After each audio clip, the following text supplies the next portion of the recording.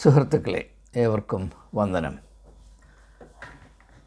എൻ്റെ ജീവിതയാത്രയിലെ സാഹസികമായ ജീവിതയാത്രയിലെ ചില അനുഭവങ്ങൾ നിങ്ങളുമായി പങ്കിടുന്നത് നിങ്ങളുടെ പലരുടെയും ജീവിതത്തിൽ പ്രയോജനപ്പെടും എന്ന വിശ്വാസത്തിലാണ് ഞാൻ ഈ വീഡിയോയുടെ ഉള്ളടക്കം നിശ്ചയിച്ചിരിക്കുന്നത്. ഞാനിത് ചെയ്യുന്നത് എൻ്റെ ആശയങ്ങൾ, എൻ്റെ ആത്മീയമായ ദർശനങ്ങൾ ജീവിത അനുഭവങ്ങളിൽ വളരെ അടുത്ത ബന്ധമുള്ളതാണ് എന്ന് നിങ്ങളോട് സൂചിപ്പിക്കുന്നതിന് വേണ്ടിയാണ്. അനുഭവമില്ലാത്ത അഭിപ്രായങ്ങൾ ആഴമുള്ളതോ സത്യത്തോട് പ്രതിപത്തിയുള്ളതോ ആയിരിക്കണമെന്നില്ല. എന്നാൽ ജീവിതത്തിൽ കൂടെ വ്യക്തിപരമായി അനുഭവിച്ച സത്യങ്ങൾ അല്ലെങ്കിൽ ഉൾക്കാഴ്ചകൾ, അവയെപ്പറ്റി ആത്മവിശ്വാസത്തോടെ സംസാരിക്കുവാൻ എല്ലാ വ്യക്തികൾക്കും അവകാശമുണ്ട് എന്നതുകൊണ്ട് വല്ലപ്പോഴുമെങ്കിലും എൻ്റെ വ്യക്തിപരമായ ജീവിതത്തിൽ കൂടെ അറിയാൻ കഴിഞ്ഞിട്ടുള്ള ജീവിത യാഥാർത്ഥ്യങ്ങൾ, അതിൻ്റെ ആത്മീയമായ വശങ്ങൾ നിങ്ങളുടെ അറിവിലേക്ക് സമർപ്പിക്കുന്നത് ഉചിതമാണ് എന്നതാണ് എൻ്റെ കാഴ്ചപ്പാട്. ഞാൻ ഈ പരാമർശിക്കാൻ ഉദ്ദേശിക്കുന്ന സംഭവം നടന്നത് 2007 അന്ന് ഞാൻ national commission for minority educational ഇൻസ്റ്റിറ്റ്യൂഷൻസിൻ്റെ സ്ഥാപിത അംഗങ്ങളിൽ ഒരാളായി ജോലി ചെയ്യുന്നു. Government of India, ministry of human resource development ആയിരുന്നു ഞങ്ങളുടെ നോഡൽ മിനിസ്ട്രി. അന്ന് മിനിസ്റ്ററായിരുന്ന ശ്രീ അർജുൻ സിംഗ് ആണ്. UPA 1 ഭരിക്കുന്ന കാലം.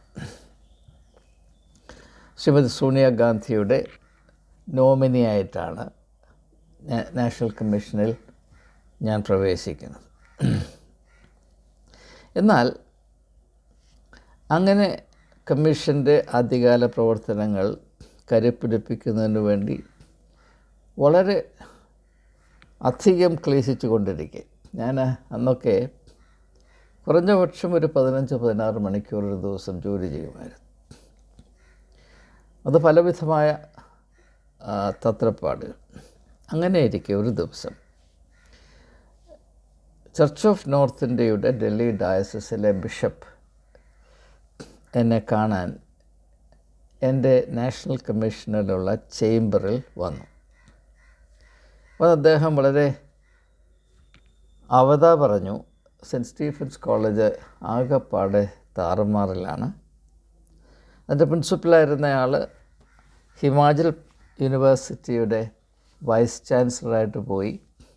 അങ്ങനെ അദ്ദേഹം പോകുവാനുള്ള പശ്ചാത്തലം അന്നത്തെ അവിടുത്തെ ചീഫ് മിനിസ്റ്ററായിരുന്ന വീരഭദ്ര സിംഗിൻ്റെ അടുത്ത ഒരു ബന്ധുവിൻ്റെ മകൾക്ക് അർഹിക്കാത്ത അഡ്മിഷൻ സെൻറ്റ് സ്റ്റീഫൻസ് കോളേജിൽ കൊടുത്തു എന്നത് മാത്രമായിരുന്നു. ഇങ്ങനെയാണ് ഉന്നതതല നിയമനങ്ങൾ ഒട്ടുമുക്കാലും നടക്കുന്നത് എന്നൊരു പക്ഷേ പൊതുജനത്തിന് വേണ്ടതുപോലെ അറിവില്ല. അതുകൊണ്ട് ഞാനൊന്ന് സൂചിപ്പിക്കുന്നു എന്ന് മാത്രം. ഒന്നുകിൽ ഇങ്ങനെയുള്ള പദങ്ങൾ ലേലം വിളിച്ചെടുക്കുന്നത് പോലെ പാർട്ടിക്ക് ഇത്ര കോടി രൂപ കളക്ട് ചെയ്ത് തന്നേക്കാം, അല്ലെങ്കിൽ അപ്പോയിൻമെൻറ്റിന് മുമ്പ് ചെയ്തിട്ടുള്ള ചില ഔദാര്യങ്ങൾ, മെറിറ്റ് ഉപയോഗിച്ച് അധിക നിയമനങ്ങൾ നമ്മുടെ നാട്ടിൽ നടക്കുകയില്ല എന്ന് ഒരു പക്ഷേ നിങ്ങൾക്കേവർക്കും ബോധ്യമുള്ളതാണ്. അപ്പോൾ ഇതൊരു പ്രത്യേകതരമായ ലോകമാണ് എന്ന് നാഷണൽ കമ്മീഷനിൽ ജോലി ചെയ്തപ്പോഴും സർക്കാരിൻ്റെ വിവിധമായ മേഖലകളിൽ ബന്ധം വന്നപ്പോഴും ഇങ്ങനെ വൈസ് ചാൻസലർ പോലുള്ള നിയമനങ്ങളെ പറ്റിയുള്ള അടുത്ത അറിവുകൾ പ്രാപിച്ചപ്പോഴുമാണ് എനിക്ക് മനസ്സിലാകുവാൻ ഇടയായത്. പിന്നെ നമുക്കറിയാം, ക്രിസ്തീയ സമൂഹത്തിലും അങ്ങനെ തന്നെയാണ്. പല കോളേജുകളിലും, ഒട്ടുമുക്കാലും കോളേജുകളിൽ പ്രിൻസിപ്പൽസിനെ നിയമിക്കുന്നത് അതിൻ്റെ ഗവർണിംഗ് ബോഡിയുടെ ചെയർമാനായിരിക്കുന്ന ബിഷപ്പിന് എത്രമാത്രം അതിൽ ലാഭമോ സൗകര്യമോ ലഭിക്കാം, അല്ലാതെ നിയമിക്കപ്പെടുന്ന വ്യക്തിയുടെ മേന്മയോ ഗുണമോ അക്കാദമികമായ സമർപ്പണമോ പ്രാഗൽഭ്യമോ മെറിറ്റോ ഒന്നും അനുസരിച്ചല്ല എന്നത് ഇതിനോടകം നിങ്ങൾ മനസ്സിലാക്കി കാണും. ഏതായാലും ഇദ്ദേഹം എന്നെ കാണാൻ വന്നത് സെൻറ്റ് സ്റ്റീഫൻസ് കോളേജ് വളരെ അവതാളത്തിലാണ്. അത് അടി പറഞ്ഞു പോയി. അതിൻ്റെ ചുമതല ഏറ്റെടുക്കാൻ പ്രാഗൽഭ്യമുള്ള ആരും ഇപ്പോൾ സെൻറ്റ് സ്റ്റീഫൻസ് കോളേജിനകത്ത് ക്രിസ്ത്യാനികളായി ആരുമില്ല. ഇപ്പോൾ കോളേജിൻ്റെ കോൺസ്റ്റിറ്റ്യൂഷൻ അനുസരിച്ച് ഒരു ക്രിസ്ത്യാനിക്ക് മാത്രമേ, അതും church of north India, church of south India, Marthoma church, ഈ 3 സഭകളിൽ അംഗമുള്ള ആളുകൾക്ക് മാത്രമേ അവിടെ പ്രിൻസിപ്പലാകാൻ അവകാശമുള്ളൂ, യോഗ്യതയുള്ളൂ എന്ന് അതിൻ്റെ കോൺസ്റ്റിറ്റ്യൂഷനിൽ എഴുതി വച്ചിട്ടുള്ള ഒരു നിബന്ധനയാകയാൽ അങ്ങനെ ആരും കോളേജിൽ പഠിപ്പിക്കുന്നില്ല. അതുകൊണ്ട് താങ്കൾ ദയവായി വന്ന് കോളേജിൻ്റെ ചുമതല ഏറ്റെടുക്കാമോ എന്ന് എന്നോട് വളരെ അപ്പോൾ അന്ന് ഞാൻ നാഷണൽ കമ്മീഷനിൽ ജോലി ചെയ്യുമ്പോൾ എനിക്ക് സെക്രട്ടറി ഗവൺമെൻറ് ഓഫ് ഇന്ത്യയുടെ സ്റ്റേറ്റസും സാലറിയും, യാത്ര ചെയ്യുമ്പോൾ minister of state government of India പ്രോട്ടോക്കോളുമാണ് എൻ്റെ എൻറ്റൈറ്റിൽമെൻറ്റ്. അപ്പോൾ ശമ്പളം വെച്ച് നോക്കിയാൽ ഒരു പ്രിൻസിപ്പലിന് എനിക്ക് അന്ന് കിട്ടിയിരുന്ന സാലറിയുടെ 1/4 മാത്രമേ. അപ്പോൾ കാര്യമായ സാമ്പത്തിക നഷ്ടം. അപ്പോൾ ഞാൻ നാഷണൽ കമ്മീഷനിൽ 2 വർഷം തികച്ചിട്ടേ ഉള്ളൂ. ഇന്ത്യയിൽ ഒറ്റ കമ്മീഷന് മാത്രമേ 5 വർഷ ടേമുള്ളൂ, ബാക്കിയെല്ലാം 3 ടേമാണ്. ഈ 5 വർഷ ടേമുള്ള ഒരേ ഒരു കമ്മീഷൻ ഞാൻ ജോലി ചെയ്ത national commission for minority education institution. അപ്പോൾ എനിക്ക് 3 വർഷത്തെ മെമ്പർഷിപ്പ് കിടപ്പുണ്ട്. അപ്പോൾ ഞാൻ അത് വിട്ടിട്ട് സെൻറ്റ് സ്റ്റീഫൻസ് കോളേജിൻ്റെ പ്രിൻസിപ്പലായി മടങ്ങി വന്നാൽ എനിക്ക് ഏകദേശം 20 ലക്ഷം രൂപയുടെ ആ ഒറ്റ തീരുമാനത്തിൽ നഷ്ടമുണ്ട്. അപ്പോൾ മാത്രവുമല്ല, ഈ നാഷണൽ കമ്മീഷനിലായിരിക്കുമ്പോൾ എനിക്ക് പല സ്ഥാപനങ്ങളെ, 100 കണക്കിന് സ്ഥാപനങ്ങളെ, ക്രിസ്തീയ സ്ഥാപനങ്ങളെ സഹായിക്കാൻ കഴിഞ്ഞിട്ടുണ്ട്. എൻ്റെ ഒരു സൂചന പറഞ്ഞാൽ, ഞാനായിരിക്കുന്ന സമയത്ത്, അതായത് 2 വർഷം ഞാൻ നാഷണൽ കമ്മീഷനിൽ ജോലി ചെയ്തു. അതിൽ നാഷണൽ കമ്മീഷൻ സഹായിച്ച സ്ഥാപനങ്ങൾ, അതായത് 5 മൈനോറിറ്റി കമ്മ്യൂണിറ്റീസ് നടത്തുന്ന ഇന്ത്യയിലെ എല്ലാ സ്ഥാപനങ്ങളും നാഷണൽ കമ്മീഷൻ്റെ ജൂറിസ്ഡിക്ഷനിലുള്ളതാണ്. അപ്പോൾ അങ്ങനെ നാഷണൽ കമ്മീഷൻ സഹായിച്ച സ്ഥാപനങ്ങളുടെ ലിസ്റ്റ് എടുത്താൽ, ഞാൻ കമ്മീഷൻ മെമ്പറായിരിക്കുമ്പോൾ സഹായിച്ച സ്ഥാപനങ്ങളിൽ അല്ലെങ്കിൽ സഹായം പ്രാപിച്ച സ്ഥാപനങ്ങളിൽ 95% ക്രിസ്ത്യൻ സ്ഥാപനങ്ങളായിരുന്നു. അതിന് അതിൻ്റേതായ കാരണമുണ്ട്, ഞാൻ അതിലേക്കിപ്പോൾ കടക്കുന്നില്ല. അപ്പോൾ വളരെയധികം ക്ലേശിക്കുവാനും അനേകർക്ക് റിലീഫ്, ആശ്വാസം പകരുവാനും അവസരം ലഭിച്ചു എന്നത് വളരെ തൃപ്തിയോടും നന്ദിയോടും കൂടെയാണ് ഞാൻ ഈ സമയത്ത് ഓർക്കുന്നത്. അപ്പോൾ അതുകൊണ്ട് തന്നെ ആ സ്ഥാപനം വിട്ട് കോളേജിലേക്ക് തിരിച്ചു പോകുന്നത് ഉചിതമാണോ എന്നതിനെപ്പറ്റി എനിക്ക് ആദ്യം അല്പം സംശയമുണ്ടായിരുന്നു. അതുകൊണ്ട് ഞാൻ ബിഷപ്പിനോട് പറഞ്ഞൊരു കാര്യം ചെയ്യും, നിങ്ങൾ അഡ്വർടൈസ് ചെയ്തിട്ട് ഭാരതം മുഴുവനും അഡ്വർടൈസ് ചെയ്യണം. അങ്ങനെ ആരെയെങ്കിലും നിങ്ങൾക്ക് കിട്ടും, തക്കതായി കിട്ടും. അല്ല, ഒരു വിധത്തിലും കിട്ടുന്നില്ലെങ്കിൽ നമുക്ക് വീണ്ടും കാണാം എന്ന് ഞാൻ അദ്ദേഹത്തെ പറഞ്ഞു, മനസ്സിലാക്കി വിട്ടു. അതനുസരിച്ച് ഭാരതത്തിലുള്ള എല്ലാ സ്ഥലങ്ങളിൽ നിന്നും ആളുകളുടെ ശ്രദ്ധ ആകർഷിക്കത്തക്കവണ്ണം നാഷണൽ ന്യൂസ് പേപ്പേഴ്സിൽ അഡ്വർടൈസ് ചെയ്തു, ഷോർട്ട് ലിസ്റ്റ് ചെയ്തു, ഇൻ്റർവ്യൂ നടത്തി. ആരെയും കിട്ടിയില്ല. അപ്പോൾ ഈ ഇൻ്റർവ്യൂ കഴിഞ്ഞപ്പോൾ എനിക്ക് ബിഷപ്പിൻ്റെ തന്നെ ഫോൺ വന്നു, ഞങ്ങൾ ഇൻ്റർവ്യൂ കമ്മിറ്റി ഇപ്പോൾ ബിഷപ്സ് ഓഫീസിലിരിക്കുകയാണ്, താങ്കൾക്കൊന്ന് വരാമോ എന്ന് ചോദിച്ചു. അപ്പോൾ ഞാൻ പറഞ്ഞല്ലോ, നിങ്ങൾക്ക് നിങ്ങളുടെ അന്വേഷണ ഫലം ശൂന്യമാണെങ്കിൽ പിന്നെ ഞാൻ പരിഗണിക്കാമെന്ന് വാക്ക് കൊടുത്തിരുന്നതുകൊണ്ട് ഞാൻ പോയി. അവിടെ ചെന്നപ്പോൾ ഈ കമ്മിറ്റി മെമ്പേഴ്സ് അവിടെ ഇരിക്കുകയാണ്. അവർ പറഞ്ഞു, ഞങ്ങൾ അന്വേഷിച്ചു, കണ്ടെത്തിയില്ല, അപ്പോൾ സഹായിക്കാമോ? ഞാൻ പറഞ്ഞു, സഹായിക്കാം. അപ്പോൾ അങ്ങനെ ഞാൻ അവിടെ വാക്ക് കൊടുത്തു. അതിനുശേഷം ഏതാണ്ട് 2-3 ദിവസം കഴിഞ്ഞ് ഞാനന്ന് ഡൽഹിയിലെ അല്പം പ്രശസ്തി ആർജിച്ച സ്പ്രിംഗ് ഡെയിൽസ് സ്കൂളിൻ്റെ ഗവർണിംഗ് ബോഡിയുടെ അംഗം കൂടെയാണ്. അപ്പോൾ അതിൻ്റെ ഗവർണിംഗ് ബോഡി മീറ്റിംഗ് നടക്കുകയാണ്. അപ്പോൾ അതിൽ സംബന്ധിക്കുന്നതിന് വേണ്ടി ഞാൻ സ്കൂളിൻ്റെ പ്രിൻസിപ്പളായിരുന്ന അമിത മുള്ള വത്തൽ എന്ന് പറയുന്ന സ്ത്രീയുടെ പ്രിൻസിപ്പലിൻ്റെ ഓഫീസിലിരിക്കുക. അപ്പോൾ അതിൽ പങ്കെടുക്കാൻ വന്ന വേറൊരു സ്ത്രീ, അവരുടെ പേര് മിസ്സസ് കിറ്റി മേനോൻ എന്നാണ്. മിസ്സസ് കിറ്റി മേനോൻ വളരെയധികം one of the most dignified ladies I have ever met in my life. അവരൊരു ഇടതുപക്ഷ ചിന്താഗതിയുള്ള ആളായിരുന്നു. She was A well respected person in the leftist movement through out India. Kitty Menon, അതുപോലെ 3-4 പേര്. അപ്പോൾ ഞാനിങ്ങനെ national കമ്മീഷനിൽ ചേരാൻ ഉദ്ദേശിക്കുന്നു എന്നത് സ്കൂളിൻ്റെ പ്രിൻസിപ്പലായിരുന്ന അമിത മുള്ള വത്തലിന് മാത്രമേ ആ കൂട്ടത്തിൽ അറിവുണ്ടായിരുന്നു. അപ്പോൾ അങ്ങനെ വന്നിരിക്കുമ്പോൾ ഈ കിറ്റി മേനോൻ എന്ന് പറയുന്ന സ്ത്രീ, അവർക്ക് ആ സമയത്തൊരു കുറഞ്ഞതൊരു 70-75 വയസ്സ് പ്രായമുണ്ട്. അവരൊരു സ്ട്രോക്ക് വന്നിട്ട് അവരുടെ വലതുഭാഗം മുഴുവനും തളർന്ന്, ആ കയ്യും തളർന്ന്, സംസാരിക്കാൻ വയ്യാതെ സ്കൂളിനോടുള്ള സ്കൂളിൻ്റെ സ്ഥാപകയായ മിസ്സസ് കുമാർ അവരുമായുള്ള ആത്മബന്ധത്തിൻ്റെ ആ ഒരു പ്രാബല്യത്തിലാണ് അവർ തീരെ വയ്യാഞ്ഞിട്ട് അവിടെ വന്ന് മീറ്റിങ്ങിൽ പങ്കെടുക്കാനായി വന്നത്. അപ്പം ഞങ്ങൾ മീറ്റിംഗ് ആരംഭിക്കുന്നതിന് മുമ്പെയുള്ള പ്രാരംഭമായ ചില സംസാരത്തിലേർപ്പെട്ടിരിക്കുകയും സ്കൂളിൻ്റെ പ്രിൻസിപ്പലായിരുന്ന അമിത മുള്ള വത്തൽ ഒരു ചെറിയ അനൗൺസ്മെൻ്റ് എന്നോളം അവരോട് പറഞ്ഞു. ഫാദർ തമ്പു നാഷണൽ കമ്മീഷൻ വിടാൻ പോവുകയാണ്. അദ്ദേഹം സെൻറ്റ് സ്റ്റീഫൻസ് കോളേജിൻ്റെ പ്രിൻസിപ്പലായി തിരിച്ച് കോളേജിലേക്ക് പോയി ചാർജ് എടുക്കാൻ തയ്യാറെടുക്കുകയാണെന്ന് പറഞ്ഞപ്പോൾ എന്നെ ഞെട്ടിപ്പിച്ചുകൊണ്ട്, അവിടെ ഇരുന്ന എല്ലാവരെയും ഞെട്ടിപ്പിച്ചുകൊണ്ട്, ഈ മിസ്സസ് കിറ്റി മേനോൻ എന്ന് പറഞ്ഞ സ്ത്രീ, ഞാൻ പറഞ്ഞു അവരുടെ ഒരു കൈ തളർന്നിരിക്കുകയാണ്, വലത് കൈ തളർന്നി, അവരുടെ ഇടത്തെ കൈ കൊണ്ട് ഇങ്ങനെ വളരെ ഞെട്ടൽ തോന്നിക്കുന്ന വിധത്തിൽ ഇങ്ങനെ പറഞ്ഞു, ഇങ്ങനെ കാണിച്ചു. അപ്പോൾ ആളുകൾ അതിശയിച്ച് എന്താണ് ഇങ്ങനെ, അതൊരു കടലാസം പേനായും കൊടുക്കാൻ പറഞ്ഞു. അപ്പോൾ അവർ ആ കടലാസം പേന എഴുതി, do not go back, it is death, നിങ്ങൾ തിരിച്ച് കോളേജിൽ പോകരുത്, അവിടെ മരിച്ചു പോകും എന്നെഴുതി എന്നെ കാണിച്ചു.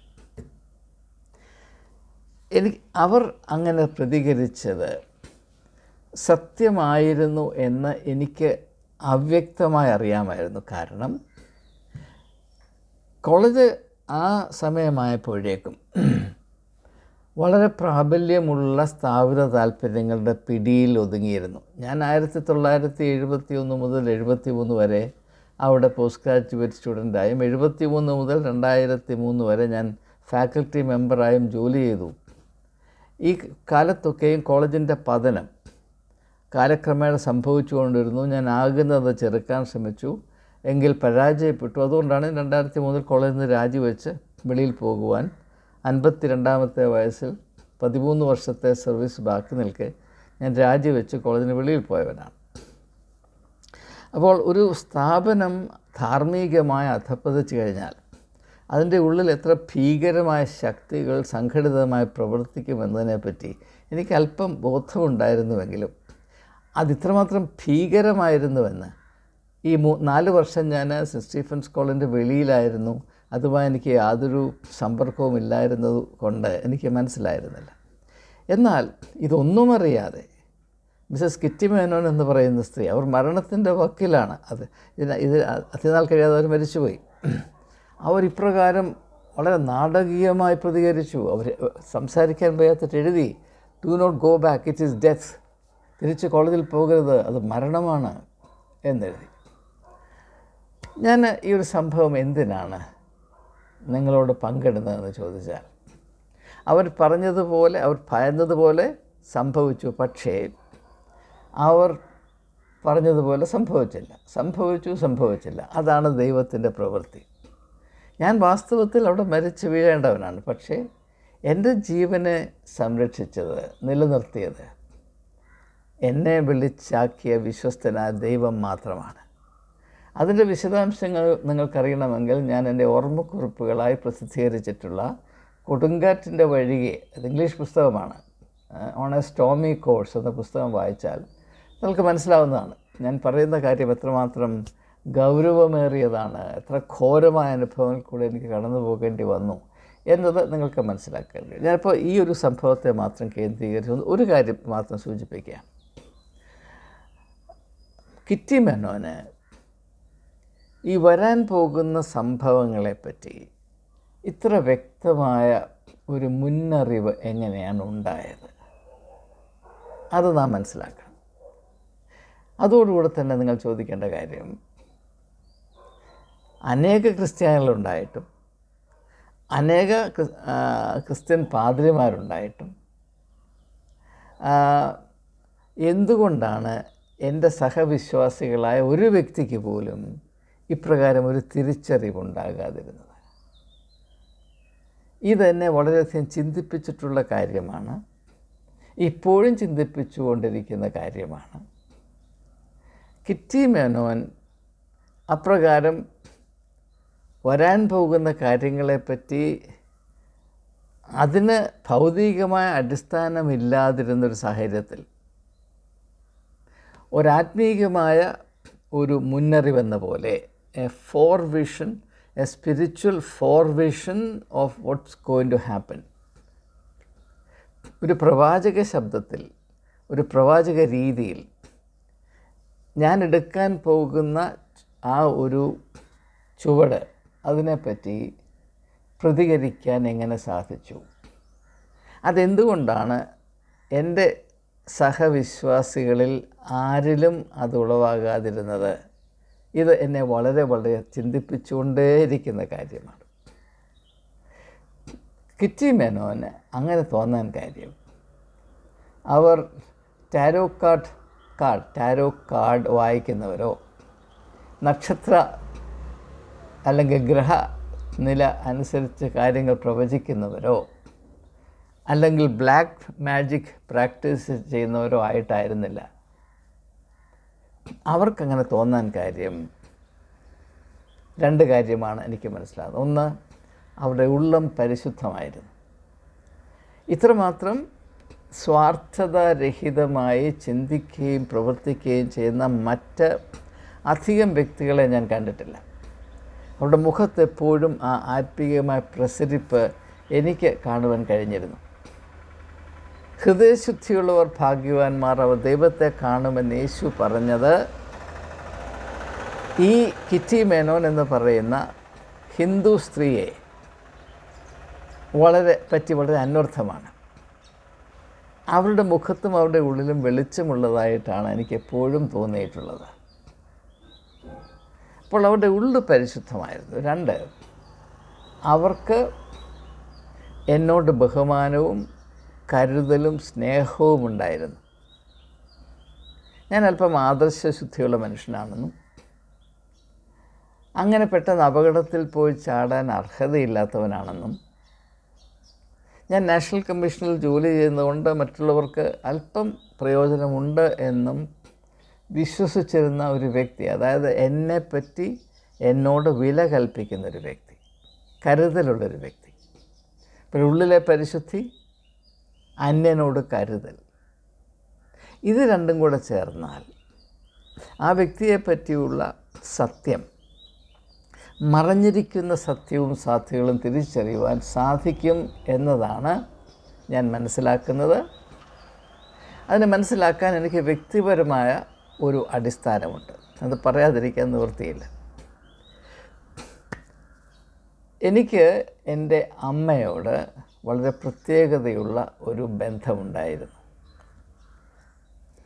എൻ്റെ അമ്മ എനിക്ക് ഓർമ്മയായപ്പോൾ മുതൽ വളരെ ദീനത്തിലും ദുഃഖത്തിലും അരിഷ്ടതയിലും മാത്രം കഴിഞ്ഞ വ്യക്തിയാണ്. സാമ്പത്തികമായ വളരെ പരാധീനതകൾ. ഞങ്ങൾ 4 മക്കളാണ്.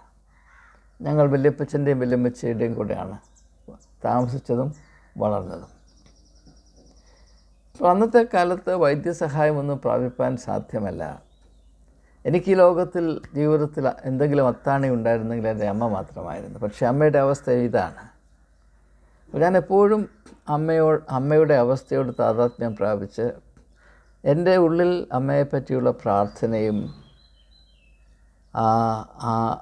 ആകാംക്ഷയും ഭീതിയും, അമ്മയ്ക്ക് എന്തെങ്കിലും സംഭവിച്ചാൽ എന്തായി തീരുമെന്ന ആ ഒരു വലിയ നിസ്സഹായതയും. നിറഞ്ഞിരുന്നു, അതിൻ്റെ ഭാരം വലുതായിരുന്നു. എൻ്റെ ജീവനേക്കാൾ ഞാൻ എൻ്റെ അമ്മയെ സ്നേഹിച്ചിരുന്നു. അതുകൊണ്ട് എന്ത് സംഭവിച്ചു എന്ന് ചോദിച്ചാൽ, എൻ്റെ അമ്മയുടെ ശരീരത്തിൽ എന്തവസ്ഥയായിരുന്നു അതേ അവസ്ഥ എൻ്റെ ആത്മാവിൽ എനിക്ക് അനുഭവിക്കാൻ കഴിയുമായിരുന്നു. ഇത് അതിശയോക്തിയല്ല. അമ്മ വാക്കുകൊണ്ട് ഒരിക്കലും വേദനയുണ്ടെന്നോ പ്രയാസമുണ്ടെന്നോ ഏതെങ്കിലും വിധത്തിലുള്ള ഒരു പോരായ്മയുണ്ടെന്നോ ഒരിക്കൽ പോലും പറഞ്ഞിട്ടില്ല. പറയേണ്ട ആവശ്യമുണ്ടായിരുന്നില്ല. പറയാതെ തിരിച്ചറിയുവാൻ എനിക്ക് ദൈവം കൃപ നൽകിയിരുന്നു. ഞാനന്ന് നന്നേ ചെറുപ്പമാണ്. എൻ്റെ അമ്മ മരിക്കുമ്പോൾ എനിക്ക് 17 വയസ്സ് പ്രായമേ ഉള്ളൂ. എനിക്ക് 5 വയസ്സപ്പോൾ ഉള്ളപ്പോൾ തൊട്ട് അമ്മ മരിച്ചു പോകും. കോഴിക്കോട് മെഡിക്കൽ കോളേജിൽ ട്രീറ്റ്മെൻറ്റിന് പോയതാണ്. അവിടെ ഡോക്ടർ ജോർജ് ജോസഫ് എന്ന് പറയുന്ന എൻ്റെ അമ്മയുടെ കസിൻ അവിടുത്തെ കമ്മ്യൂണിറ്റി ഹെൽത്ത് ഡിപ്പാർട്ട്മെൻറ്റിൻ്റെ ഹെൽത്ത് ഡിപ്പാർട്ട്മെൻ്റ് ആയിരുന്നത് കൊണ്ട് അവിടെ വൈദ്യസഹായം ലഭിക്കും. അങ്ങനെ പോയി അവിടെ നിന്നും തള്ളിയതാണ്. അന്ന് എനിക്ക് 7 വയസ്സ് പ്രായം. അപ്പോൾ അമ്മയോടുള്ള എൻ്റെ ബന്ധം ആത്മീകമായി വെളിച്ചം തുളുമ്പുന്ന സ്നേഹമായിരുന്നതിനാൽ എൻ്റെ അമ്മയുടെ ശരീരത്തിൻ്റെ ഓരോ അവസ്ഥയും എനിക്കെൻ്റെ ആത്മാവിൻ്റെ അവസ്ഥയായിരുന്നു. എനിക്ക് നന്നേ ഓർമ്മയുണ്ട്. അന്നും എനിക്ക് പ്രസംഗത്തിൽ വലിയ കമ്പമായിരുന്നതുകൊണ്ട് കേരള സ്റ്റേറ്റ് ലെവൽ സ്പീച്ച് മത്സരത്തിന് അതിൻ്റെ ലാസ്റ്റ് സ്റ്റേജിൽ ആലപ്പുഴ TD മെഡിക്കൽ കോളേജിൽ ആയിരുന്നു. അപ്പോൾ അവിടെ ഞാൻ പോവുകയാണ്. അപ്പോൾ അവിടെ ചെന്നപ്പോൾ ഞാൻ വീട്ടിൽ നിന്ന് ഇറങ്ങുമ്പോൾ അമ്മയ്ക്ക് വലിയ പ്രശ്നമൊന്നുമില്ല. ഞാൻ അവിടെ ചെന്നപ്പോൾ എൻ്റെ മനസ്സിൽ വല്ലാത്ത ഒരു ഭീതി. ഏതോ അബദ്ധം, ഞാൻ അതിൽ പങ്കെടുക്കാതെ ബസ് കയറി അതുപോലെ തിരിച്ച് വീട്ടിൽ വന്നപ്പോൾ എൻ്റെ അമ്മയെ ആശുപത്രിയിലാക്കിയിരിക്കുകയാണ്. ഞാൻ അത് കൂടുതലായി വിവരിക്കുന്നില്ല. ഞാൻ പറഞ്ഞു വന്നത്, നമുക്ക് ലോക യാഥാർത്ഥ്യങ്ങൾ സാധാരണ ആളുകൾ അറിയുന്നതിനേക്കാൾ അപ്പുറത്ത് കടന്ന് അറിയുവാൻ കഴിയുമെന്നത് ഒരു അത്ഭുതകരമായ യാഥാർത്ഥ്യമാണ്. അതൊരു സത്യമാണ്. പക്ഷേ അതറിയത്തക്കവണ്ണം നമ്മുടെ ഉള്ളു പരിശുദ്ധവും നമ്മുടെ ആത്മാവ് സ്നേഹം കൊണ്ട് ദീപ്തവുമായിരിക്കണം. സ്വാർത്ഥത എന്ന് പറയുന്ന അന്ധത ബാധിച്ച ഒരു വ്യക്തിക്കും മറ്റൊരാളുടെ അവസ്ഥ അത് പ്രകടമായതുപോലും കാണുവാൻ കാണില്ല. പിന്നാണ് ഭാവിയിൽ മറഞ്ഞിരിക്കുന്ന കാര്യങ്ങൾ. അപ്പോൾ ഇത് നിങ്ങൾക്ക് മനസ്സിലാകുമെങ്കിൽ ഞാൻ നിങ്ങളോട് ചോദ്യം ചോദിക്കാൻ പോവുകയാണ്. കിറ്റി മേനോനെ പോലെയുള്ള ഒരു വ്യക്തിയോടായിരിക്കുമോ, സ്വാർത്ഥത കൊണ്ട് മാത്രം കഴിയുന്ന ഒരു പുരോഹിതനോടോ തിരുമേനിയോടായിരിക്കുമോ ദൈവത്തിന് സ്നേഹം? ദൈവം ആരെയായിരിക്കും സ്വീകരിക്കുന്നത്? ഞാൻ എൻ്റെ മനസാക്ഷിയോട് 1000 തവണ ചോദിച്ച ചോദ്യമാണ്. ഒരുത്തൻ കുപ്പായമിട്ട് നടന്നു, അത് മാത്രമേ യോഗ്യതയുള്ളൂ, അതിട്ടാൽ എന്തുമാകാമെന്ന് ധരിച്ചു നടക്കുന്നു. ആ വ്യക്തിയുടെ അടുത്ത് നിൽക്കുമ്പോൾ നമുക്കറിയാം ഇത് അന്ധകാരത്തിൻ്റെ വ്യക്തിത്വമാണ്. വേണ്ട, മതിലെ കിളിച്ച ക്രിസ്ത്യാനി എന്ന് പറയുന്ന ഒരു വ്യക്തി പുങ്കത്തരവും പൊള്ളത്തരവും കൊണ്ട് മാത്രം പിന്നെ യേശുവിൻ്റെ പേര് മേമ്പടി പോലെ ചേർക്കുകയും ചെയ്യുന്നുണ്ട്. അവൻ്റെ വ്യക്തിത്വത്തിൽ ലോകത്താർക്കെങ്കിലും അല്പം ആശ്വാസമോ നന്മയോ പ്രാപിപ്പാൻ സാധ്യതയുള്ള ഒരു കണികയില്ല. അവൻ മാമോദീസായതുകൊണ്ട്, അവൻ സഭയുടെ ചടങ്ങുകളിൽ പങ്കെടുക്കുന്നു എന്നതുകൊണ്ട് ദൈവത്തിൻ്റെ അരുമയാന പുത്രൻ എന്നാണ് നാം പറയുന്നത്. അവന് യാതൊരു വ്യക്തിപരമായ ഗുണമോ ആത്മീകമായ ഫലമോ ധാർമ്മികമായ വെളിച്ചമോ ആവശ്യമില്ല. എൻ്റെ അഭിപ്രായത്തിൽ ഇത് നമുക്ക് വെച്ച് പുലർത്താവുന്ന ഏറ്റവും ഭീകരമായ തെറ്റിദ്ധാരണയാണ്.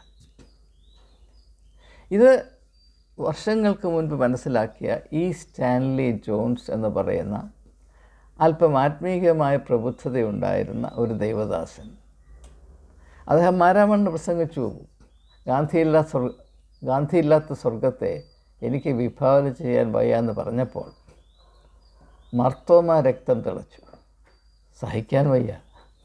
ഗാന്ധി സ്വർഗത്തിൽ പോയാൽ എന്തു ചെയ്യും? അതെങ്ങനെയാണ് ഒരു സത്യക്രിസ്ത്യാനി സഹിക്കുന്നത്? ഇത് നമ്മുടെ അവസ്ഥയാണെന്ന് ദയവായി തിരിച്ചറിയുക. ഇതുകൊണ്ടാണ് വചനം പറയുന്നത്, ദൈവത്തിൻ്റെ നിലപാടെന്താണ്? നിൻ്റെ കാഴ്ചപ്പാടല്ല എൻ്റെ കാഴ്ചപ്പാട്, എൻ്റെ വഴികളല്ല നിൻ്റെ വഴികൾ. നീ വേറെ എവിടെയോ സഞ്ചരിക്കുകയാണ്, മറ്റേതോ ദിശയിലേക്ക് നീ സഞ്ചരിക്കുകയാണ്. നിൻ്റെ അധരത്തിൽ ഞാനുണ്ട്, ശരി, പക്ഷെ നിൻ്റെ ലക്ഷ്യത്തിൽ ഞാനില്ല.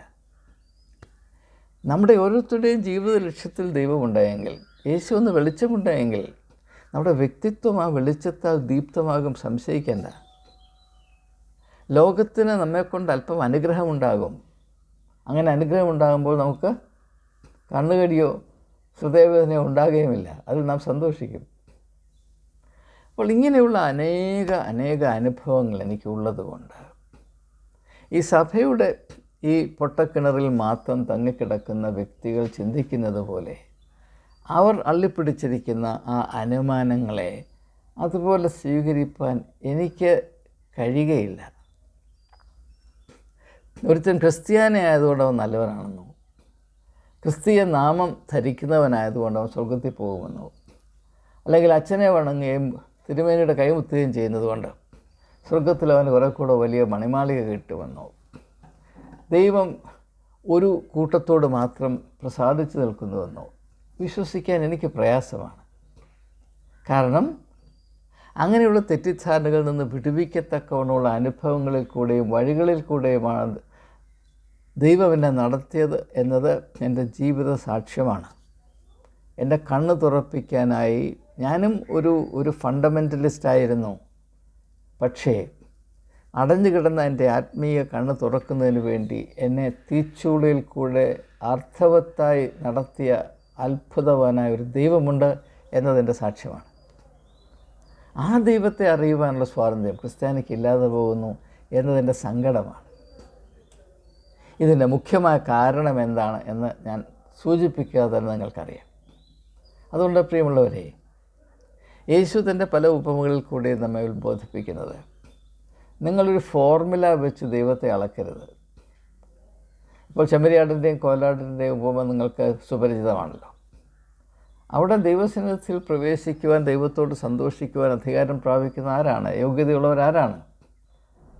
വിശക്കുന്നവന് ആഹാരവും ദാഹിക്കുന്നവന് വെള്ളവും നഗ്നനായവന് വസ്ത്രവും കൊടുക്കുവാൻ മനുഷ്യൻ്റെ ജീവിത സാഹചര്യങ്ങളിൽ മുറ്റി നിൽക്കുന്ന പരാധീനതകളോട് അനുകമ്പയോട് പ്രതികരിക്കുവാൻ ആര് കൂട്ടാക്കിയോ?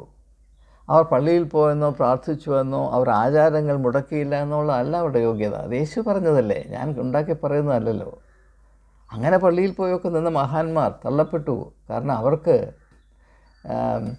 നല്ല ശബരിക്കാരുടെ ഉപമയിൽ ചിത്രീകരിക്കപ്പെടുന്ന പാതിരിയെ പോലെ ലോക യാഥാർത്ഥ്യങ്ങളെ കാണുവാൻ കണ്ണില്ലായിരുന്നു. കണ്ടാലും അത് സ്വീകരിക്കാനുള്ള ധൈര്യവുമില്ലായിരുന്നു. ഇതൊക്കെ ഇതിനേക്കാൾ വ്യക്തമായി എപ്രകാരമാണ് പറഞ്ഞറിയിക്കേണ്ടത്. പക്ഷേ ഇതൊന്നും മനസ്സിലാകാതിരിക്കത്തക്കവണ്ണം നമ്മുടെ ആത്മാവിൻ്റെ കാതുകൾ അടഞ്ഞു പോകുവാൻ ഒരേ ഒരു കാരണം, നമുക്ക് ലഭിച്ച വളരെ സത്യമില്ലാത്ത, അസത്യം മുറ്റി നിൽക്കുന്ന മതപരമായ മൃഗീയമായ പരിശീലനമാണ്. മൃഗീയമായ പരിശീലനമാണ്. ഞാൻ മൃഗീയമെന്ന് പറയാൻ കാര്യം, മനുഷ്യനെയും മൃഗത്തെയും തമ്മിൽ വേർതിരിക്കുന്നത്, മൃഗത്തേക്കാൾ മനുഷ്യന് തിരിച്ചറിവുണ്ട്, വിശാലമായ ബോധതലങ്ങളുണ്ട്. എന്നാൽ നമുക്ക് നൽകിക്കൊണ്ടേയിരിക്കുന്ന ഈ മതപരമായ പരിശീലനം കൊണ്ട് നമ്മുടെ ബോധതലങ്ങളെ ചുരുക്കി ഒന്നുമില്ലാതായി. ഇപ്പം എൻ്റെ സഭയ്ക്കപ്പുറത്ത് ദൈവമില്ല എന്ന് പറയുന്ന തരത്തിൽ നമ്മളെ ആക്കി വെച്ചെന്ന് പറയുമ്പോൾ നാം സഹിച്ച ആ ജീർണത എത്ര വലുതാണെന്ന് തിരിച്ചറിയുക. സത്യം അറിയുവാൻ അർഹതയില്ലാത്തവൻ അടിമയാണ്. ഞാൻ അടിമത്തത്തെ അങ്ങനെയാണ് മനസ്സിലാക്കുക. സത്യം അന്വേഷിക്കുവാനോ അറിയുവാനോ അനുസരിക്കുവാനോ ആർക്ക് അവകാശമില്ല, അവൻ അടിമയാണ്. അങ്ങനെ ആത്മീയമായ സ്വാതന്ത്ര്യത്തിലേക്ക് വിളിക്കപ്പെട്ടൊരു ജനം മതത്തിൻ്റെ അടിമകളായി അനുദിനം പട്ടുപോകുന്ന മർമ്മഭേദകമായ ഒരു യാഥാർത്ഥ്യത്തിൻ്റെ മുൻപിൽ മധ്യത്തിൽ നാം വസിക്കുകയാണ്. അതുകൊണ്ടാണ് മിണ്ടാതിരിക്കുവാൻ നമുക്ക് അവകാശമില്ല എന്ന് വചനം പറയുന്നു. നിനക്ക് മിണ്ടാതിരിക്കുവാൻ അവകാശമില്ല. നീ അറിയുന്ന സത്യത്തെ പുരുവിടെ മുകളിൽ നിന്ന് കൊട്ടിഘോഷിക്കുക. അത് ഈ കാലഘട്ടത്തിൻ്റെ കർത്തവ്യമാണ്. ആ കർത്തവ്യ നിർവഹണത്തിൽ നിങ്ങളേവരും എന്നോടുകൂടെ സഹകരിക്കുന്നതിൽ ഞാൻ ദൈവത്തെ സ്തുതിച്ചുകൊണ്ടും നിങ്ങൾക്കേവർക്കും അനുഗ്രഹങ്ങൾ ആശംസിച്ചുകൊണ്ടും വാക്കുകൾ ഉപസംഹരിക്കും.